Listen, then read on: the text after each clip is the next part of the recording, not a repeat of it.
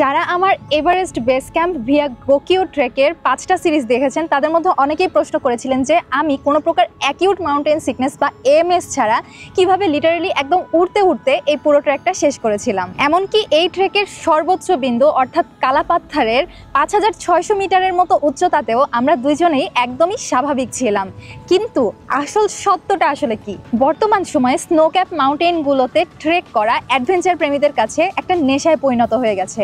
কিন্তু এদের মধ্যে অনেকেরই হয়তোবা পূর্ববর্তী ট্রেকিংয়ের অভিজ্ঞতা থাকে না, অথবা যারাও কিনা দেশে ট্রেকিং করেছেন তারা অনেক সময় হাই অল্টিটিউড মাউন্টেনের সাথে মানিয়ে নিতে কিছুটা কষ্ট হয়। ফলাফল তারা অসুস্থ হয়ে পড়েন অথবা মিশন কুইট করে বাড়ির পথে ফিরে আসতে হয়। দেখুন, এটা সম্পূর্ণ প্রাকৃতিক একটা বিষয় যেটাকে আমরা অ্যাকিউট মাউন্টেন সিকনেস বা এএমএস বলে থাকি। আর এই ভিডিওতে আমি আমার অভিজ্ঞতার আলোকে আপনাদেরকে বলার চেষ্টা করব যে অ্যাকিউট মাউন্টেন সিকনেস কেন হয়, অ্যাক্লিমাটাইজেশন কী জিনিস, এএমএসকে কিভাবে আপনি রোধ করতে পারবেন, এবং যদি হঠাৎ করে আপনার এএমএস হয়ে যায় তাহলে তাৎক্ষণিকভাবে আপনি কি কি ব্যবস্থা নিতে পারবেন। আমরা জানি যে ভূপৃষ্ঠে অক্সিজেনের স্বাভাবিক মাত্রা 20.9 ভাগ, আর আমাদের দেহ এই মাত্রার অক্সিজেন লেভেলে থেকেই অভ্যস্ত।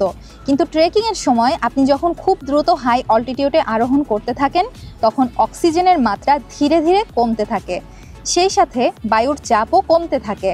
আর হঠাৎ করে এরকম পরিবর্তন যখন আপনার বডি টলারেট করতে পারে না বা কম অক্সিজেনের কারণে দেহের বিভিন্ন অঙ্গ প্রত্যঙ্গ স্বাভাবিক নিয়মে কাজ করা বন্ধ করে দিতে শুরু করে, ঠিক তখনই আপনার মধ্যে অ্যাকিউট মাউন্টেন সিকনেস বা এএমএস এর লক্ষণগুলো দেখা দেওয়া আরম্ভ করে। যেমন রক্তে অক্সিজেনের মাত্রা কমে যাওয়া বা হাইপোক্সিয়া, মাথা ব্যথা, বমি হওয়া, মাথা ঘোরানো, হজমের সমস্যা, ঘুম না আসা, ক্ষুধা না লাগা, ফুসফুসে এবং মস্তিষ্কে পানি জমা ইত্যাদি। সময় মতো ব্যবস্থা না নিলে এই লক্ষণগুলো হালকা ডিসকমফোর্ট লাগা থেকে শুরু করে জীবনঘাতী পর্যায়েও চলে যেতে পারে। তবে সিম্পল কিছু রুলস ফলো করলে এই সমস্যাগুলোকেও কিন্তু ম্যানেজ করা সম্ভব। প্রথমত, গ্র্যাজুয়াল অ্যাসেন্ড ইজ দ্য কি।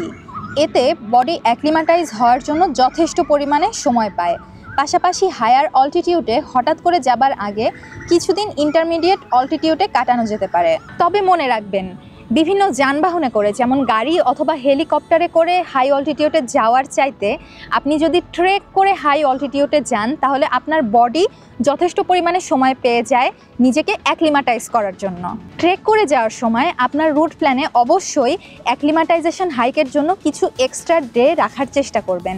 ওই দিন আপনি কি করবেন? আপনি ট্রেক করে কিছুটা হায়ার অল্টিটিউডে যাবেন এবং আবার সেই হাই অল্টিটিউড থেকে লোয়ার অল্টিটিউডে নেমে এসে ওই দিন ওখানেই থাকবেন, অর্থাৎ হাইক হাই স্লিপ লো। এই মুহূর্তে আমি যে টি শার্টটা পরে আছি আর কি, নিজেকে মোটিভেট করার জন্য।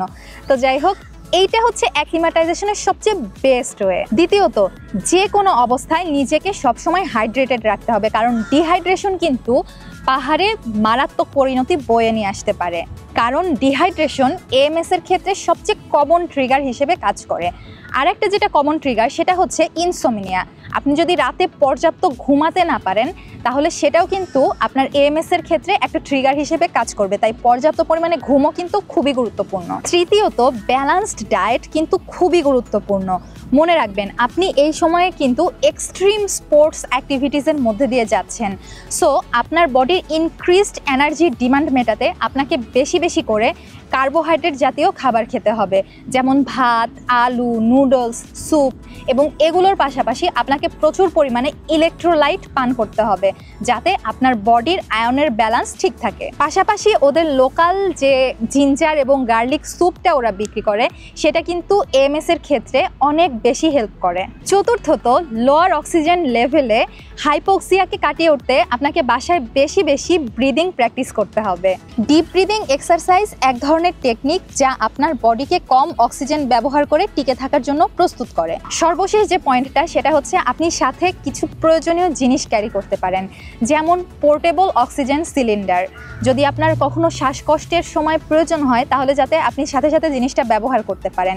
এবং ডায়মক্স ট্যাবলেট কিন্তু অবশ্যই সাথে রাখবেন। ডায়মক্স ট্যাবলেটটা মূলত আপনার এএমএস এর যে সিমটমগুলো সেই সিমটমগুলো কমাতে বা একদমই দমিয়ে রাখতে সাহায্য করে। অনেকে ভাবেন যে এএমএস শুরু হওয়ার পরে ডায়মক্সটা খেতে হয়, কিন্তু এই ধারণাটা কিন্তু সম্পূর্ণ ভুল। কারণ আপনার যদি একবার সিমটম শুরু হয়ে যায় তাহলে ডায়মক্স কোনোভাবেই এই সিমটমটাকে দমিয়ে রাখতে পারবে না। সো আমি সাজেস্ট করব যে আপনি আপনার ট্রেক শুরু করার আগের দিন অথবা অ্যাটলিস্ট 2 দিন আগে অর্ধেক পরিমাণ ডায়মক্স ট্যাবলেট গ্রহণ করতে পারেন, যাতে করে ট্রেকিংয়ের সময় আপনার এই সিমটমগুলো দেখা না দেয় অথবা কম দেখা দেয়। আর আপনি যদি নিজের উপরে কনফিডেন্ট থাকেন তো তাহলে আমি বলবো যে ডায়মক্সটাকে অ্যাভয়েড করাই ভালো, কারণ এটার বেশ কিছু সাইড ইফেক্টস আছে। যেমন এটা গ্রহণ করলে একটু বেশি ঘুম হয়, আবার একটু ডিজিনেস দেখা দেয়, মাথা একটু ঝিমঝিম করে। সো আপনি যদি নিজের উপরে কনফিডেন্ট থাকেন তো তাহলে আগেই ডায়মক্সটা গ্রহণ না করাই ভালো। এগুলো তো গেল প্রিভেনশন টেকনিক, কিন্তু যদি কোনো কারণে আপনার অলরেডি এএমএস শুরু হয়ে যায় তো তাহলে করণীয় কি? দেখুন, এএমএস এর আসলে স্পেসিফিক কোনোই চিকিৎসা নেই। এটার একমাত্র কিওর হচ্ছে আপনার যদি এএমএস ভুলেও দেখা দেয় তাহলে সাথে সাথে আপনাকে লোয়ার অল্টিটিউডে নেমে আসতে হবে। সেখানে নেমে আপনাকে বিশ্রাম করতে হবে, বেশি বেশি পানি খেতে হবে এবং পাশাপাশি সিমটম অনুযায়ী ওষুধ গ্রহণ করতে হবে। ব্যাকপ্যাকিংয়ে আপনি কি কি মেডিসিন ক্যারি করতে পারেন সেটার উপরে আমি আলাদা একটা ভিডিও তৈরি করেছি ব্যাকপ্যাকিংয়ের মধ্যে, যেখানে আমি উল্লেখ করেছি যে আপনি কি কি মেডিসিন সাথে ক্যারি করলে আপনার উপকার হবে। চাইলে সেই ভিডিওটা দেখে নিতে পারেন। সব কথার শেষ কথা, প্রিপারেশন ইজ প্যারামাউন্ট। এই ট্রেকে যাবার আগে আপনাকে প্রতিনিয়ত ফিজিক্যালি এবং মেন্টালি প্রিপেয়ার হওয়া খুবই জরুরি। এই টপিকের উপর আমার আলাদা ভিডিও আছে, যেটাই আমি দেখিয়েছি কিভাবে হাই অল্টিটিউড ট্রেকের জন্য আপনার বডিকে প্রস্তুত করবেন। চাইলে সেটাও আই বাটনে ক্লিক করে দেখে নিতে পারেন। মনে রাখবেন, সঠিক তথ্য জানলে এবং সঠিক উপায়ে প্রিপেয়ার হলে আপনি যে কোনো চূড়াই জয় করতে পারেন। তাই stay safe, stay adventurous and happy climbing. আর এরকম টিপস যদি আরও পেতে চান তাহলে আমার চ্যানেলটিকে অবশ্যই সাবস্ক্রাইব করবেন। So see you in the next video. Till then, good by.